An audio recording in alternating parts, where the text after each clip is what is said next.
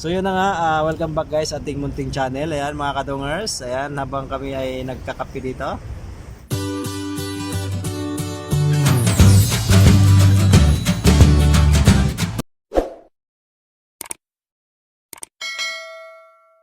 Kwentuhan muna tayo mga kadungers sa ating mga kasamahan. Tatanong ko sa kanila kung ano, yung paano sila nakapunta dito sa Doha nung anong year 'yun? 2016, 2015. Mga 2015 po sila dito. Paano kayo nakapunta dito? Ikaw pre, paano ka nakapunta dito? Actually, naimbitahan talaga ako sa isa sa mga resident dito. Naimbitahan ka lang. Naimbitahan lang. Ikaw pre, ikaw. Ikaw. Maririnig ka naman eh. Hindi ka lang nakukuha sa Hindi, video. wala ako nag-apply agency. Kasi agency ka sa atin? Siyang agency para sa kaalaman ng ating mga kababayan dyan yung mga ano Ayun. kayo mga technician kayo no? Ngayon, iwan ko lang kung yung agency na yun is nandyan pa. Kasi matagal na eh. Ano ba ano nyo? Anong trabaho nyo dito? Technician ba?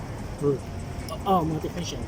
Yan mga technician dyan sa Pilipinas. Kung tinatanong ko sila mga kadungers ng kababayan natin dyan ng balak magpunta rito, kung anong agency yung na-apply nila, kung andyan pa ba ngayon sa Pilipinas, kung existing pa ba. Yung sa akin dati, sa Gemstone yun. Gemstone agency. Pero hindi ko lang alam kung nandyan pa. Ano bang lugar yon para alam nila? Cebu. Ayaw lang yung magpakita ng ano kasi Wag na kasi baka makuha tayo. Ano nito? Mas Gunggong! Barinig kita sa mukha eh! insert tayo. may tinatago ang utang doon sa Pilipinas. Pasensya na kayo at may tinataguan akong utang ngayon.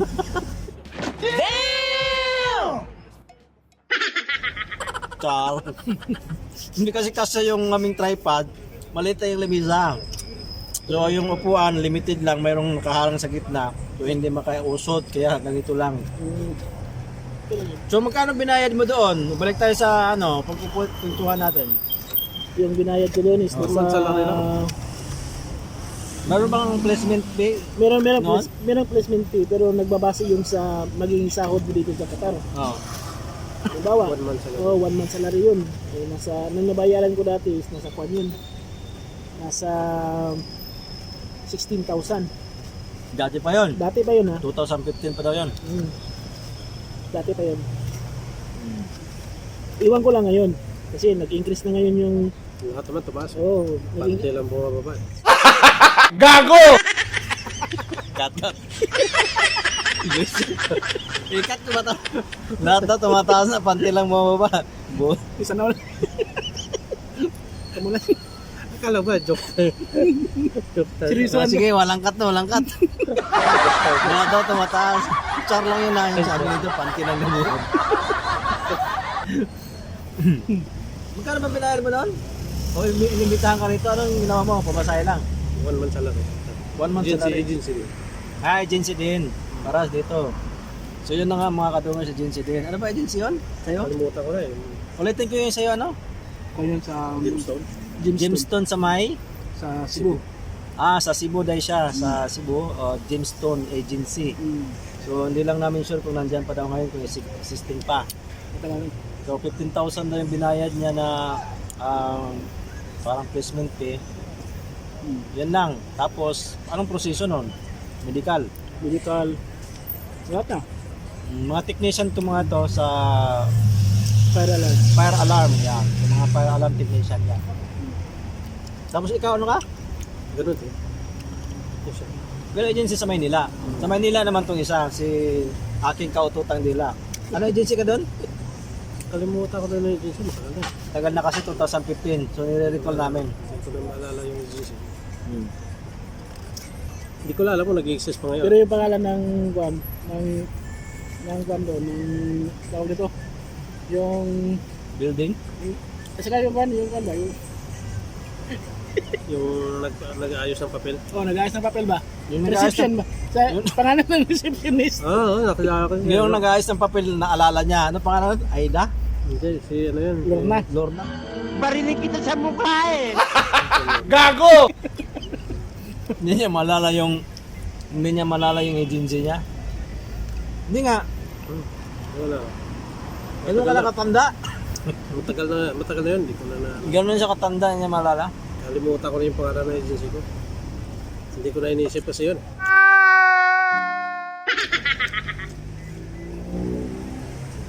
Tagal na rin yun. Kumusta naman yung technician na trabaho? Marami okay pa ba yung Pero, ganun? Di ba kuwan yun. mabigat para sa mga nagbabalak na pumunta dito na Lahat ganun? naman ng bagay may challenge naman. Oo. Araw-araw naman may challenge. Anong Kahit sa anong larangan ka man ng profession mo, hindi naman lahat-lahat ganun at ganun. Laging may challenge yan. Hindi naman ganun kadali yun. Anong masasabi niyo sa mga kababayan natin na nais mag-abroad? Diba mga kagaya ninyo mga aircon AC technician, Wala. fire alarm technician pala no? Sipag at syaga lang. Di ano mo papayo niyo yung nagbabalak anong gusto niyo sabihin ba? Mag-apply. Apply tapos kwan ka. Tapos, Anong kailangan nilang i-prepare kung sakali? siyempre, yung experience mo dapat. Una-una sa sarili mo, experience mo, dokumento mo, yung paghandaan mo. Yung pagdating sa dokumento baka kasi gusto nilang maklaro ba anong klaseng document ba yan? Siyempre, yung mga working certificate mo, patunayan na Okay, yan ang working trabaho mo. certificate, ano pa? Educational certificate, yung mayroon. Okay, educational certificate. Okay. Employment certificate. Ayun, di ba? Training certificate, employment certificate. Yung mga previous na trabaho mo, Hmm. kailangan mo ikon yun. Mga previous na certification. Basta yun na, employment certificate. Katunayan, siyempre. Higit sa lahat, passport. Passport. Passport. Tapos, placement pay. Hmm. Kailangan paghandaan nila ng placement pay. At least 20,000, baka 20,000 na ngayon, o 25. Sobra pa siguro. Sobra pa. Baka doble na. Depende naman kasi mayroon kasing agency dyan sa Pilipinas na wala namang bayad. Mga processing fee lang siguro. Tama? Hmm. Depende yan sa mga agency. So kailangan anong dapat nilang gawin para malaman nila na totoo legit yung agency ba? I-verify nila doon sa POA. Sa POA. Kung may website naman ang POA, para i-search nila doon yung agency, yung nakalista yung agency doon, kung ano status ng agency. Kaya pagdating dito, tibay ng loob lang din kasi kapag nandito ka na, mawawalan ka na ng tawag nito, yung parang mahuhumsik ka ba? Ayun. Oh, isa yon sa kalaban. Tapos tibayan mo lang ng loob mo, tapos gawin mo lang na malilibang ka sa trabaho. Tapos Tapos inuman na ng kape. Gago! Oo nga pala, gano? Ang tagal nyo na rito. Anong nag-motivate sa inyo? Bakit kayo tumagal ng 10 taon? Naka 10 taon na ito mga ito mga Kasi yung nangyari doon, nung first na company, talagang mababa yung sahod. Okay. Kailangan natin mag-improve. Dahil Sa pangalawang kumpanya na pala yan. pangalawang kumpanya na yan. Kailangan natin mag-improve. Kaya apply mo na, habang may plano kang mag-exit, apply ka muna ng panibago. Kung papalarin at siswertihin ka, doon na. Pero kailangan mo lang talaga ng Kung papalarin at susurtihin, swerte ka talaga. swerte ka talaga. Wala din, uuwi ka talaga sa Pinas. So, simula noon, ginawa nyo, kaya umabot ka na sa 10 taon. Oo, pero hindi tayo nag-exit sa Pilipinas ha. Umabot sila ng 10 taon, naghahanap pala sila ng ibang panibagong trabaho. Kung may plano kang ang plano kang mag-transfer ng kumpanya, kailangan hanap mo na ka ng panibagong trabaho Bago ka mag-resign. bago ka mag-resign. What makes you to motivate? Motivation mo talaga, sa akin lang ha, Mm. pamilya. At saka Okay. yung, may nag-aaral ako kailangan kong itaguyod yun. Yun yung Kaya yung nag-motivate. nagmo-motivate sa akin. Pamilya. Oo. Nice. Ikaw din, anong motivation mo? Lahat naman ng tao. Kaya tayo pumunta rito. Para sa kinabukasan. So yun yung nag-motivate, pamilya talaga. Which is Kinabukasan. correct, mga kadungers, no? Kaya tayo nagpumunta rito para pinaghahandaan yung kinabukasan. So yun na nga, no, mga kadungers. Yung isa talaga, ayaw talaga. Nakatambay naman na kami dito habang nagkakape kasi galing kami sa naglakad-lakad. So, sila pa rin yung kasama ko dalawa nung nakaraan. Naglakad din kami. Kataon lang na ngayon. Maaga pa naman. Naisipan namin magkwentuhan tungkol dun sa pinagdaanan nilang trabaho. kung saan saan sila galing at kung paano siya nakapunta rito. So, yun, para sa mga nagbabalak na kagaya nila na mga technician, mga skilled, no? Yun, ihanda nyo lang yung, siyempre, yung passport, employment certificate, higit sa lahat yung mga experience ninyo, tsaka pera, yung pang At placement saka fee. may isa pa, O may isa pa. huwag kayong mag-expect na yung in-applyan ninyo doon sa Pilipinas ay pagdating dito ganun din. Uy, yun, magandang ano yun Kasi pagdating mo dito, nagbabago yun. ibig sabihin yung pinirmahan mong kontrata, hindi nasusunod yun. Hindi nasusunod pala? Hindi nasusunod yun. Nangyayari pala talaga yun mga kadungers. So guys, yung mga ganun pala, ang tawag doon switching contract ba? Nagsuswitch yung kontrata, hindi nagkakatugma pagdating dito may panibago kayong pipirmahan ng kontrata. Isa yun. Saka kailangan, pagdating mo dito, hindi ka namimili ng trabaho. Kasi may task yun eh. Simula noon pala, nung ginawa mo na hindi pala magkakatugma, nagtiyaga na lang. Tiyaga ka na lang talaga. Kasi Wala ka ng choice. wala ka ng choice eh, nandito ka na eh. Paano gusto mong magreklamo? Pwede ka naman magreklamo pero hanggang doon lang yun. Hindi na Pero habang proseso. Oo, ang pa mo na lang, susundin mo na lang yung kung ano yung naka-assign sa'yo. Kung gusto mong magtagal. Pero kung hindi, Kung halimbawa pala ang sahod mo sa Pilipinas ay 40,000 ang nakadeklar doon sa bago yun. sahod Bago mo, yun. pagdating pala dito magiging Baba. Yung sa akin nga, 20,000 na lang, ganun. yung sa akin nga, pinirmahan ko is 2,200 real. Eh, pagdating dito is 1,3 plus 2 na lang. So, ganun pala yun. So, mag-iingat din kayo mga kadungers sa mga pinipirmahan ninyong mga kontrata. Mm. At paano nila malalaman yun na ito ba talaga, ganun? Hindi, doon pa lang, binibriefing na kayo. O nga, ganito kasi, sinasabi mo nga, bibigyan kayo ng kontrata na pagdating dito, iba pala. Iba. Paano yun? Hindi nila yun. Hindi na makuha yun kasi sa agency yun. Hindi nila matitrace yun. Hindi na matitrace yun. Maliban na lang kung Nangyayari pa ba ngayon yan? nangyayari pa ano yun.